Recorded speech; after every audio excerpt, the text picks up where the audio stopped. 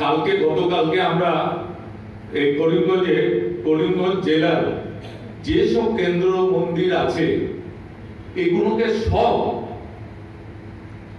একদম বিধান মাফিক করে দিতে চাই, যেটা আচার্যদেব চেয়েছেন।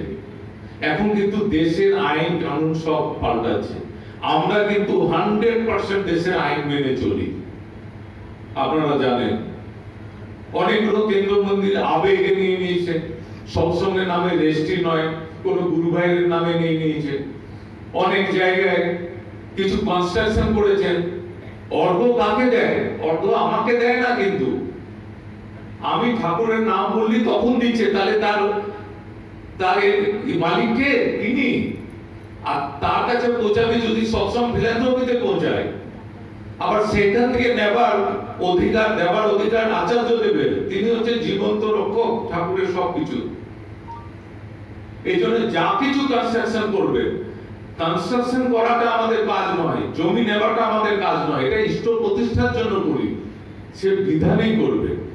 আগেকার লোক কেউ যদি কিছু করে থাকে, এই শিলচর জেলার কথা বলছি, আপনারা সব খোঁজ নেবেন, চক্রবর্তী এদের সঙ্গে কথা বলে সব কেন্দ্র মন্দিরকে এমন করে নেবেন একটা ছবির মতো যাতে হিসাব থাকে, source of money, expenses of money. আর এগুলোকে ঠিক সৎসঙ্গের নামে যেভাবে রেজিস্ট্রি করার কথা করিয়ে নেবেন। হয়তো অনেকবার হ্যারাসমেন্ট হতে পারে, যাচ্ছেন আসছেন এ করছেন। আমাদের যদি কোনো উপায় না থাকে, আমাদের তো জায়গা আছে, আমরা আচার্যদেবের কাছে পৌঁছে যাব।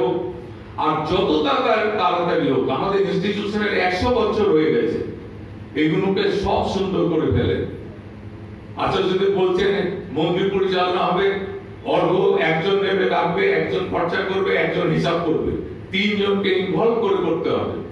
যারা পরিচালক তারা এগুলোর মধ্যে পড়বে না, তারা লোক তৈরি করে রাখবে। এভাবে আমরা যদি উদ্বুদ্ধ না হয়, এভাবে যদি না হয়, কামিং জেনারেশনকে যদি দায়িত্ব না দিই, আমরা কতদিন আছি, পরে তো ওদেরই তো সব নিয়ে যায়। এখন থেকে তাদের এই কাজের মধ্যে ইনভলভ করিয়ে সবটা সর্বাঙ্গ সুন্দর করে ফেলে, যে শ্রী ঠাকুরকে চান। He is the perfect manifestation of all human qualities. আমাদেরও সেটা অ্যাডপ্ট করতে হবে। আর আমাদের প্রেরণা কেন্দ্র, জীবন্ত প্রেরণা কেন্দ্র আচার্যদেব রয়েছে, পূজপাদ অবিন্দা রয়েছে। কোনো অসুবিধা হলে তাদের কাছে যে এখানে আপনারা পুরো আমরা বলতে পারেন কি আমাদের জেলায় কোন কেন্দ্র মন্দির এমন নেই যে সৎসঙ্গের নামে যে মাটিটা হয়নি। কোন কেন্দ্র মন্দির এমন নেই যারা অর্ঘ জমা না দিয়ে মানে এখানে সংগ্রহ করছে, খরচা করে দিচ্ছে। কে অধিকার দিয়েছে এটা এই করার? অর্ঘ তো ঠাকুরের কাজে লাগাবো না কি লাগাবো এটা আমি বোঝার কে? কোন কাজে লাগবে সেটা তিনি জানেন। অনেক জায়গায় উৎসব হয়ে যাওয়ার পরে এক্সেস হচ্ছে, এটা কাজে লাগিয়ে দিলেন কেন? লোক তো উৎসবের উদ্দেশ্যে দিয়েছে, অন্য উদ্দেশ্যে লাগাবেন কেন? সেই অবস্থার মধ্যে আমরা দেওঘরে যে আচার্যদেবের কাছে নিবেদন করব, তিনি যা বলবেন সেটা করব।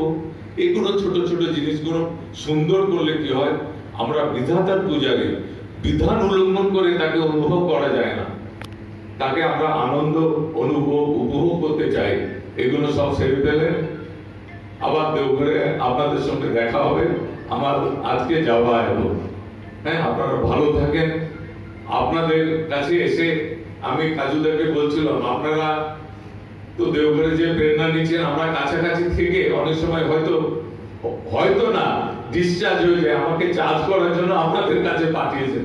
আপনাদের দেখে আমি চার্জ হয়ে যাই, যা এবার ঠাকুরের কাজ ভালো করবো। জয় গুরু।